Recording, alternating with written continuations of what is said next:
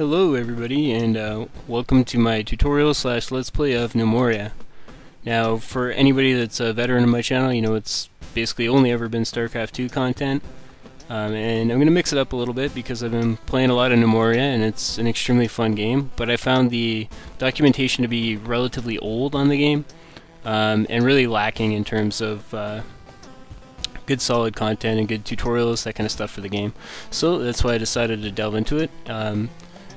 Me personally, I originally got into Brood War and StarCraft 2 because I liked city building games. That's where it all started for me, right? So games like Gnomoria have always been a natural attraction for me, so that's kind of why I'm enjoying the game and why I'm playing, and where my StarCraft background kind of comes into it. In terms of that game, obviously StarCraft developed a lot more than that for me personally, but at the same time I still really enjoy city builder style games. For those of you that are brand new to my channel, I'm most well known for StarCraft tutorials, but I wanted to put something out for Gnomoria because I think it's a crying shame that the game's not nearly as popular as it deserves, and I think a big part of that is the learning curve of the game. So my original experience with Gnomoria when I first bought it, I played about 5 minutes of it, tried to build a farm, and failed. Nothing happened, and then I was kind of disappointed with the lack of animation and that kind of stuff within the game itself, and I put it on a shelf and never played it again. However, I don't even know why, but I decided to give it another go, and I was watching a Let's Play of it to kind of get myself familiar with it.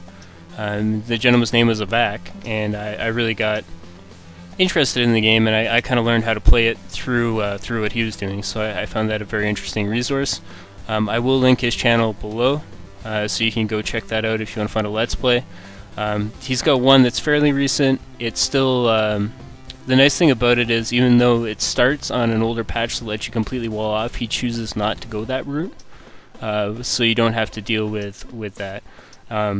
Because there's a major patch in Gnomoria where if you wall off, you end up getting goblins invading you and all that fun stuff, which nobody really wants to do. So that's enough of an introduction.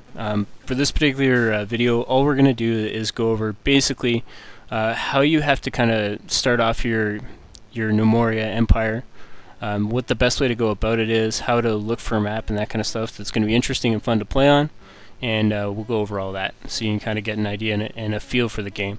Now the first thing I'm going to do is I'm just going to dip into the options menu. See, obviously full screen borderless is for me, but under gameplay, now this little box right here I don't like, and what it is generate craft items for a job by default.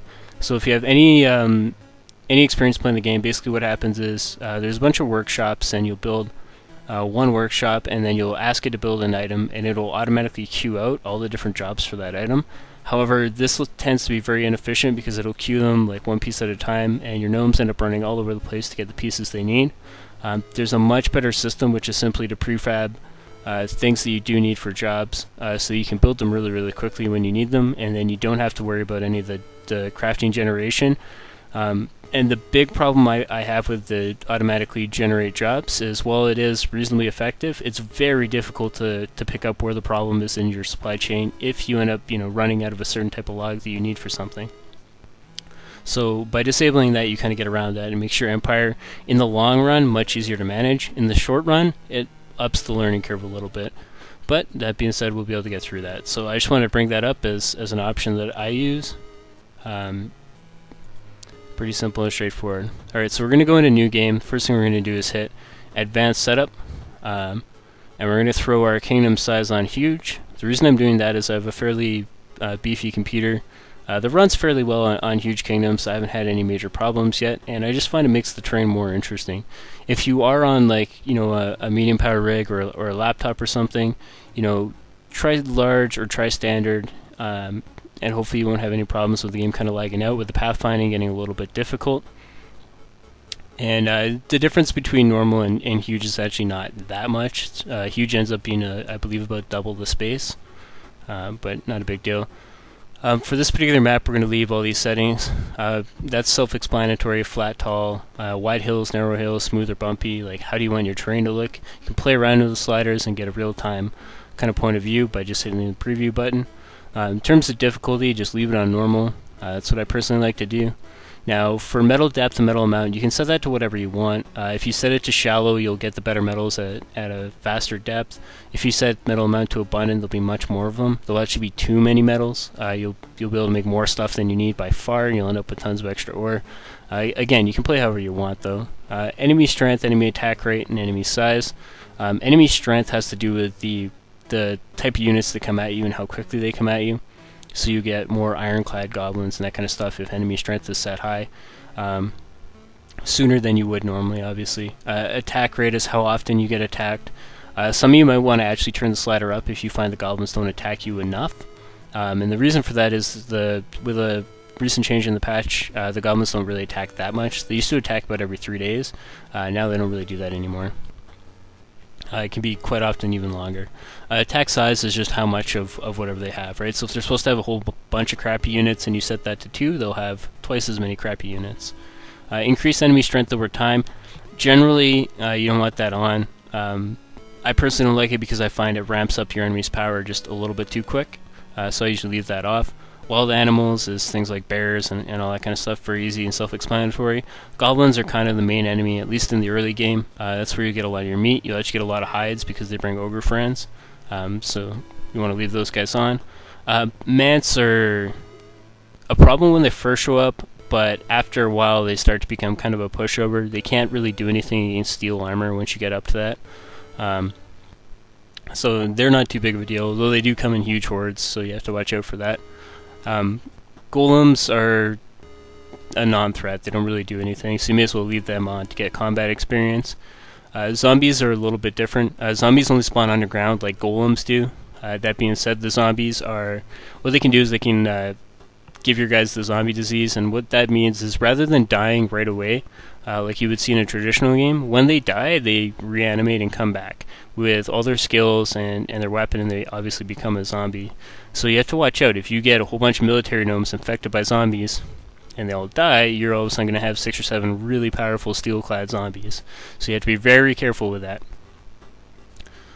Skeletons spawn in strength based on how far down you go. So like early on, skeletons are not that big of a deal. That being said, they do use sharp weapons, so they can definitely cleave off limbs for your gnomes, so you have to watch out for that. Beetles, now beetles you can either turn on or off. It's entirely up to you.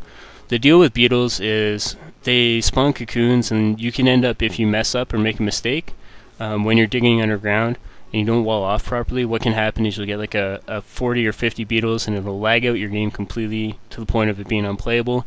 So you'll have to go find the cavern that they're in. Now, this hasn't personally happened to me in any of my games that I've been playing, but I have heard of it happen to other people, so you want to be a little bit careful of beetles. If your computer's not very good, you might even want to just turn them off. They're not really that much different than the mants in terms of how they work. So, entirely up to you on that front. Just remember that their spawn mechanic, when they spawn, they'll spawn an egg that will create another beetle. That can cause a lot of problems in your game if you're not careful about how you mine. So keep that one in mind. Spiders only spawn at very deep depths, so you don't really have to worry about them. So, with that being said, let's take a look at the map we're going to get off our preview. Now, we can always change the seed, we can move the map around a little bit if we want or we don't like it. That being said, this looks like a pretty good map to start on. Fairly interesting. We've got a nice valley in the middle that we can work off. I like that. That'll let us create kind of a good farmland area in this area. I might even, I'll probably use this one actually. Depends how the map looks when it's fully laid out. But you can choose, maybe you want to re-roll a different map, but for our purpose, we're going to roll this map. Now you can see this is the world seed, so the world seed is 409-752-17-110, and that map seed will let you play along if you want to play on the exact same map that I'm playing on. So we'll go ahead and generate this. Now this can take a little bit of time, so we're just going to go ahead and skip forward in the video so you don't have to worry about that.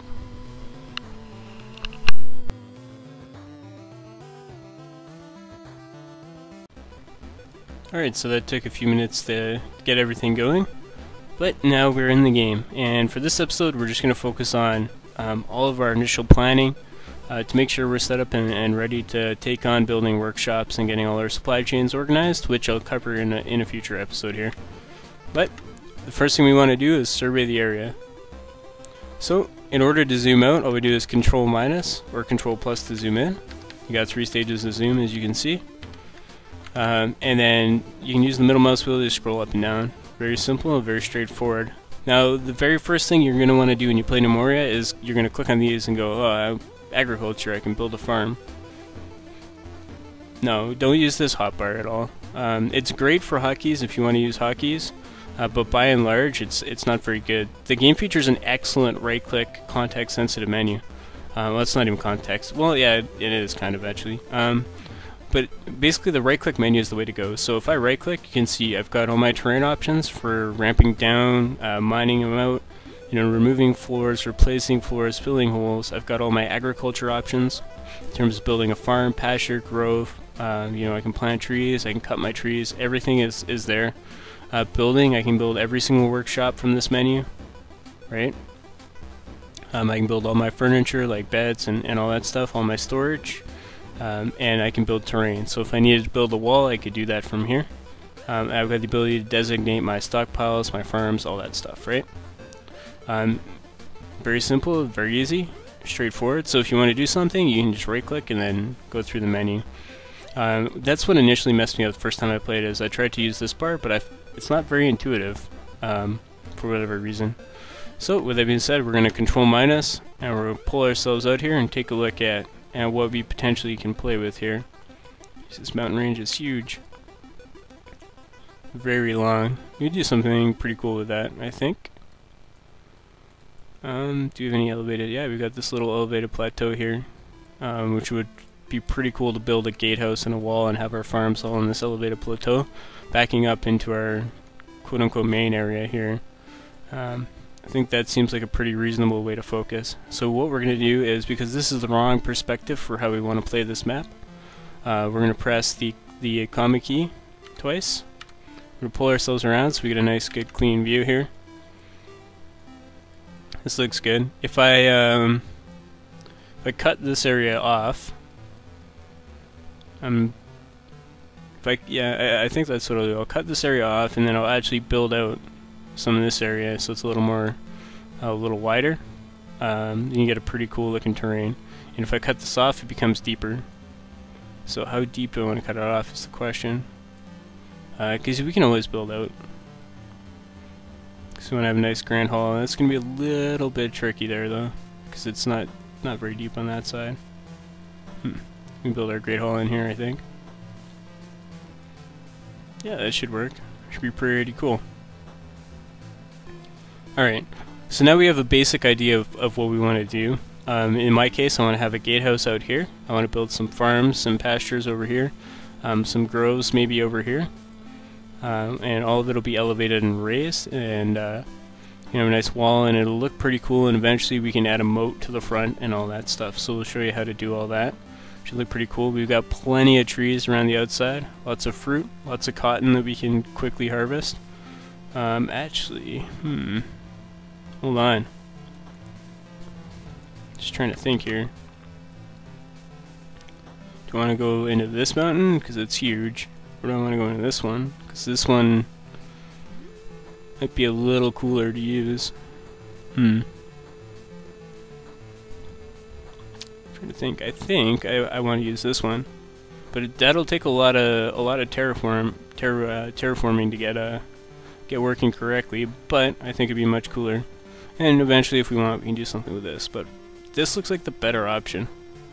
Not for any real reason, just I think it'd be cooler to have this as our primary. But we don't have to rotate the camera for that. Alright, so now what we're going to do is, the very first thing we're going to do is we're going to go to population and set up our professions. Now this is one area that is quite difficult to get right. And it takes a little bit of time. So we've got our basic professions that the game gives us, and I'm not a big fan of really any of them because they're just super straightforward, and I really am a fan of starting clean. So what I'm going to do is just delete them all. So we'll just remove all the professions and we'll build them ourselves by default. So you just hit new, it gives you a new profession there. These guys are going to be our miners, and that's really all that we want them to do. Now there are some other things we have to add in here, but what I'm doing is just checking off all the jobs I don't want them to do.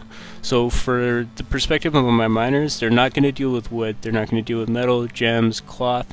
Miscellaneous crafting is things like pottery, leatherworking, bone carving, prospecting. Miners aren't going to deal with any of that. That's going to be for other more specialized jobs or kind of sidearms of other jobs. Engineer is the same thing, and it's a much more specialized job. Rancher are kind of your herdsmen.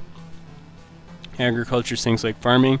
Now under doctor, we do want to have that just in case an injury comes up or something like that. We want to take care of it. What tends to happen to a lot of people is they don't designate a hospital very early in the game, and your gnomes do pick up injuries. Your gnome can have a seriously injured leg, and they actually require somebody else to attend to that. They will close wounds, like if they get cuts with bandages, but they won't actually fix like very seriously injured limbs, or like an injured eye or something like that. You can lead to blind gnomes or gnomes that are very slow and inefficient, and essentially you end up with a whole bunch of really crippled gnomes if you don't use a hospital. So we're going to leave the doctor on there. And then under miscellaneous, construction and hauling, which we want our miners to do. Now if we go back up to stone, we actually don't want our miners to stone carve, but we do want them to do masonry as a secondary job. And then we go over to you can also set custom uniforms. Custom uniforms are good for miners if you want to, like, say, throw them in metal armor if they're mining very deep, but for right now we don't need to worry about that. Now for the job type, we obviously want mining to be the #1 priority. So if there's a mining job available, that's what these gnomes are going to go and do, which is exactly what we want. Now the next thing we want is workshop. Now workshop handles everything like masonry, stone carving, under wood, carpentry and wood carving. Those are all considered workshops, and then what you can do is set individual workshops to different priorities to set up the order that your gnomes will actually do the work in. So we want workshop second, so that means if there's no mining job, they'll go look for a masonry job where they can create stone blocks that we're going to use to craft our fort, essentially, right? Now we want to add in building, which is right here. We want to put building as the next one, and then finally hauling. And we'll actually get hospital in there. Let's throw hospital up here because it is an important job. So now our gnomes, again, if there's no work, they will build. If there's nothing to build, they will look for stuff to haul to our stockpiles. If there's nothing to haul to our stockpiles, they're not going to do anything, but that's okay because that's not really their job. Now if we do want, we can add in farming and agriculture, but it's best just to keep them fairly specialized. That's the way I like to do it. There's many ways you can do it. You can have gnomes that are set up to do, like, you know, they'll mine, they'll woodcut, they'll do everything, but your gnomes all have a skill set, and you want to work the best you can with your skill set. Now the downside of this is if you have a really good, I mean, it's easy to get good miners, but if you have a really good carpenter or chef or a skill that's hard to practice, and they die because they can die in attacks and stuff, then you're going to be in a lot of trouble, right? That's the downside of specializing, but for us this is going to be just fine. So the next industry after our miners that we're going to want is actually stonemasons. Now our stonemasons are going to be the same as miners, but we're just going to reorganize their job path. So again, we're killing off everything they don't need, and we're going to go over here and we're going to put workshop ahead of mining, which means they'll try to do stonemason jobs before they mine. If there's no stonemason jobs available, then they'll go mining. What this allows us to do is just keep our workflow efficient. So if I set a bunch of mining jobs, you know, 2 people will go mine it, or maybe just 1 guy does, but our production of stone stays on pace, so we don't have to worry about that, right? That's the way I prefer to do it. So just kind of split it up so I always have efficiency where I need it. Alright, so we'll get hospital. Where's hospital? Move hospital up. And then we want building. And we want hauling. So again, this way they'll go do their stonemason workshop, and then they'll go mine. Then they'll go to a hospital. We'll actually bump that up 1 more again. Then they'll build, and then they'll haul. So very simple, very straightforward. Now the next job we're going to need is going to be our farmers. So we'll have farmer, and this time we don't want our farmers mining. Obviously we don't want them doing wood or metal or cloth or any of that stuff. We don't need them to do any of this miscellaneous crafting, so we won't worry about that. Engineer, and we don't need them to ranch. We just need them to do agriculture. And we don't want our farmers to cook or brew. Cooking and brewing are typically more specialized jobs. So for right now, we're fine with our guys going out there and foraging and farming our land. Right, same thing. We can have doctor and we can have building and hauling. So we'll throw agriculture up and farm all the way up. The difference between basically what agriculture is like in the wild. So you can see there's some wild strawberries here. That's what agriculture would cover. So ideally, we would want our farmers to first make sure their fields are tended and then go forage what we're looking to forage. And then we want them building, and then we want them hauling. And we're going to set up we're going to set up hospital here. We're going to set it up right there. So these are our farmers. And the next profession we're going to need, herdsman. This is our this is the guy that deals with our animals. So in this game there's 3 different kinds of animals. There's yaks, emus, and alpacas. Alpacas is probably the most useful of the bunch, but you start with yaks, and you actually need a yak right at the start of the game for pretty much the most important thing in the game, which are bandages. But we'll talk a little bit more about that later. So the same thing, we don't want them doing stone, wood, metal, any of this stuff. Now, when we get to miscellaneous crafting, that's where things change a little bit. We do want them to do bone carving. The reason we want them to do bone carving is because early on in the game you need to bone carve a bone needle to get your tailor up. And the herdsman's perfect for that because it's a very quick, fast job, and he doesn't have to spend a lot of time doing it. And we don't need him to engineer. Obviously on ranching, we want him to do both. Animal husbandry and butchery. Butchery is just like if there's dead goblins, he'll go cut up all the meat and that stuff. Rancher is typically not a very labor-intensive job, so you really only need one for the vast majority of the game. And you can have your rancher do a lot of off tasks like bone carving and, in this case, butchery, so that your other people, like your cook, can stay very efficient. We don't want them doing agriculture. Although actually, you know what, we're going to do agriculture. Because that'll be okay. And doctor and miscellaneous again. Alright, so in this case we want pasture at the top of the list. And we're going to put agriculture there. And we're going to throw farm. And we got build. Got hospital to move up. And this is, sorry if I didn't mention it, but this is the order they'll do stuff, right? The job type priority. And we'll put workshop. Now we're going to put workshop all the way at the top for these guys, and I'll explain why. Once I get everything there we go, hauling. Alright. And don't worry about stuff that's on the list they won't do. Like if he's not supposed to mine, he won't go mine. Even if I set that as his top priority, he's still not going to go mine, because he's not supposed to do it. Now the reason we're setting workshop as number 1 is because if there is butchery or bone carving jobs, we want our herdsman to do that immediately. I don't care if he milks the yaks. I would much rather get my bone needle, right? So that's why workshop is number 1 for him.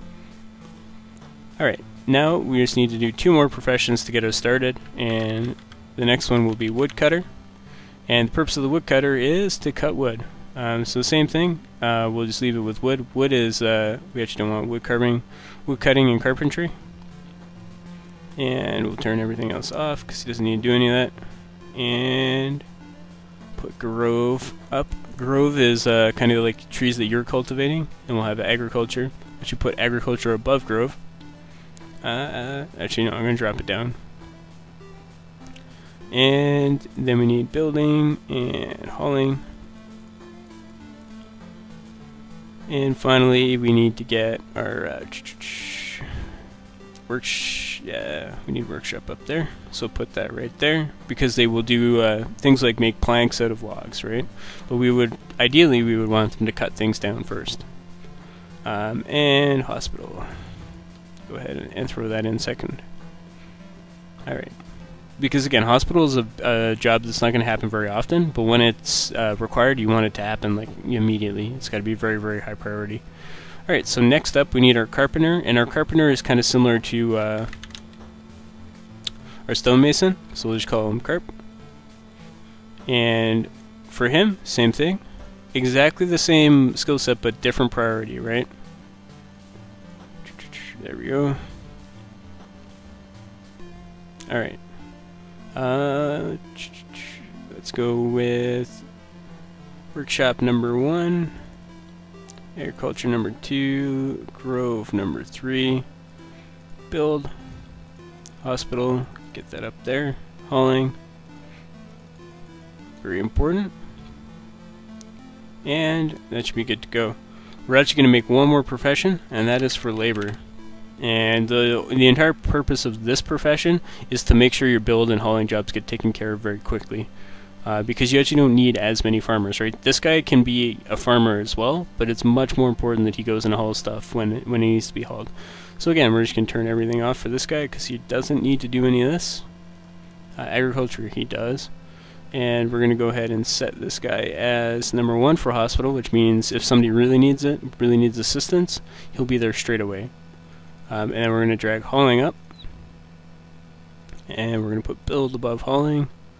And then agriculture, and pull farm. There we go. So this guy is going to work. Basically what his job is going to be, if something needs to be built, he's going to go and build it straight away.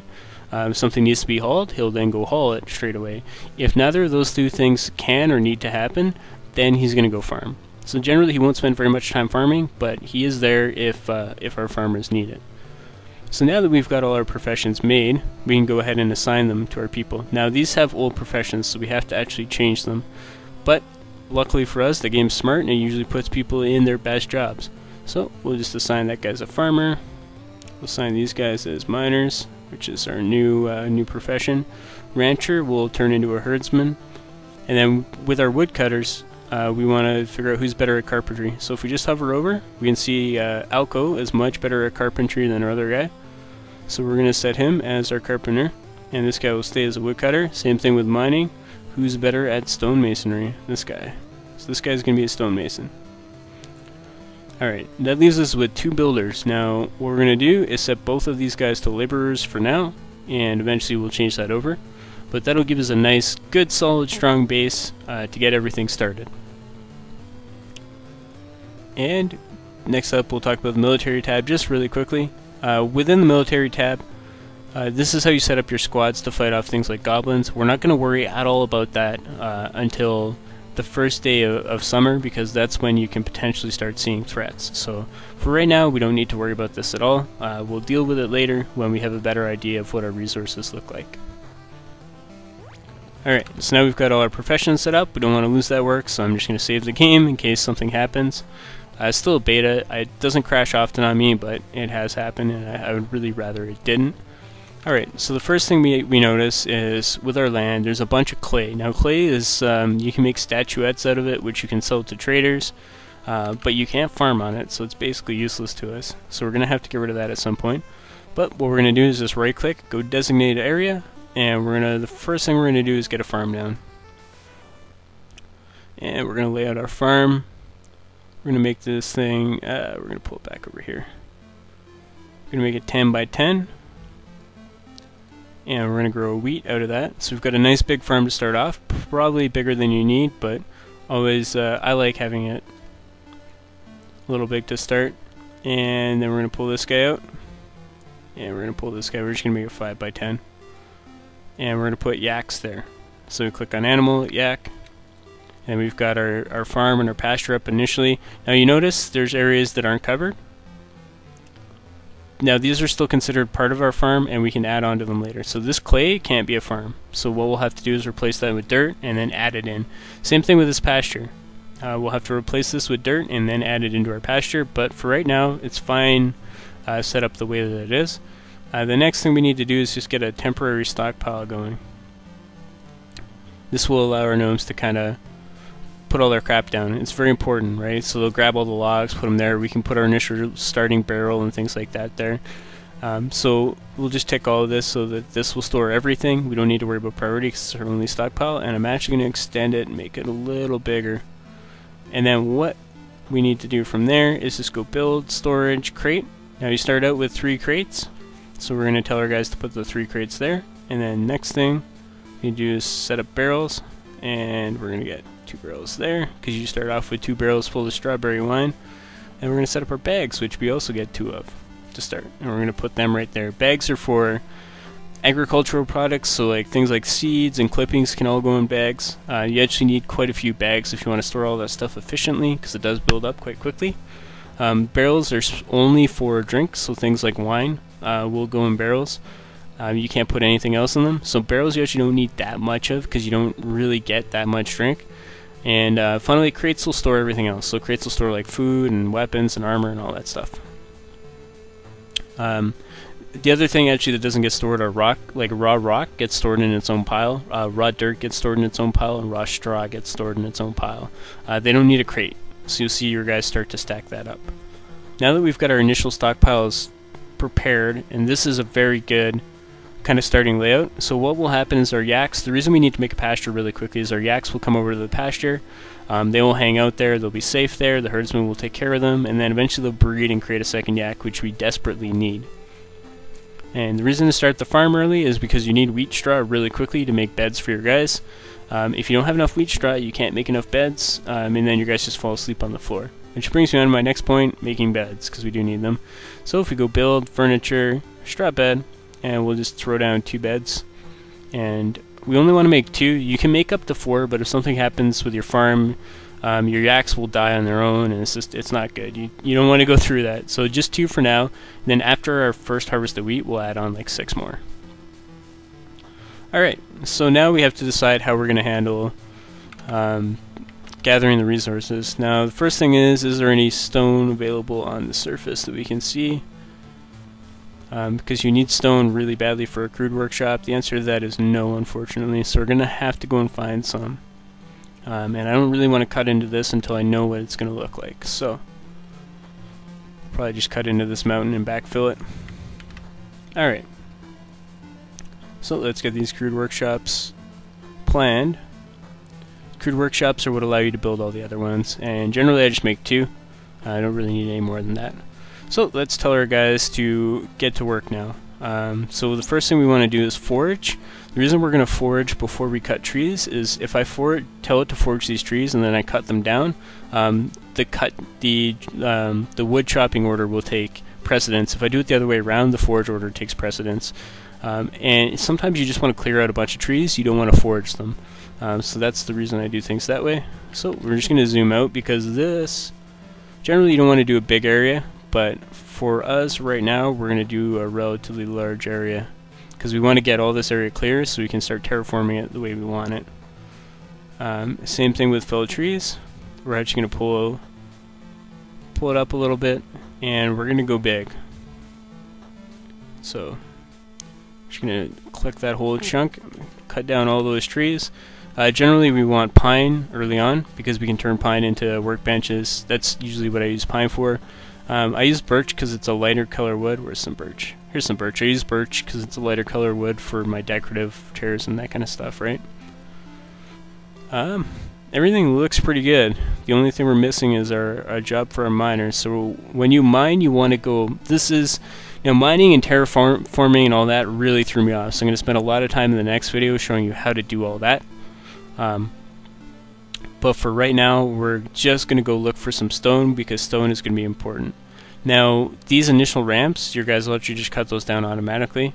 And what we're going to do is we're going to look for stone. So we're just going to throw this back like 40, and hopefully we'll find some stone. Everything looks good. We can unpause now. And our gnomes are going to get to work on everything that we need to start the game off, which is going to be beautiful. Alright, so let's just go through and do this really quickly. And you can see they built the crates. These guys are handling the initial area, or initial foraging. So now we can add to our stockpile there.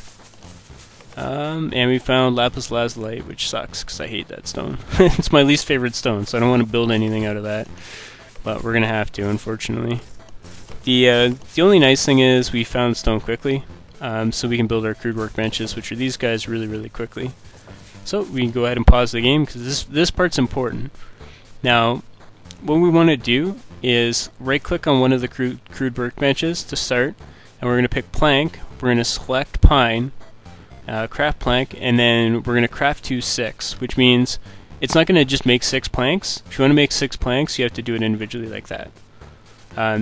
What this will do is it'll always keep 6 planks in stock, no matter what. That's the first priority of this crude workshop, is get 6 planks in stock all the time, 100% of the time. if I hit repeat, it'll just burn through all of my resources, which is something I probably don't want. So now it's going to make 6 planks guaranteed 100% of the time. Now for the initial 2 workshops we need, what we're going to do is craft 2 chairs and 2 workbenches and 2 chisels. Now because all we're going to do is make pine, these will be pine chairs. Normally you would specify them, but it doesn't matter here. These chisels are going to be made out of that ugly, hideous bluestone, but oh well, nothing we can do about it. And this will give us enough for 2 full workshops that we need initially. We'll go back over to this plank, craft plank, or sorry, this workshop because we have 2, and craft plank, 2 chairs again, 2 workbenches, this time only 1 chisel, because we're actually going to need to make a saw blade, but we'll make that out of one of the more advanced workshops we get. However, this will give us a very, very good start to the game. And we can unpause again, and you'll see they're bringing logs there. This lady's going to start making logs. That's our carpenter. While everybody else goes, continues to cut down trees, forage. We have some guys hauling the dirt and stone out of here, which is great. And everything's looking pretty good. So this is our initial start of our Grand Gnomoria. But as you can see, things are going very smoothly. It's very easy to get up and running in this game once you understand how it works and how to go about getting a good start.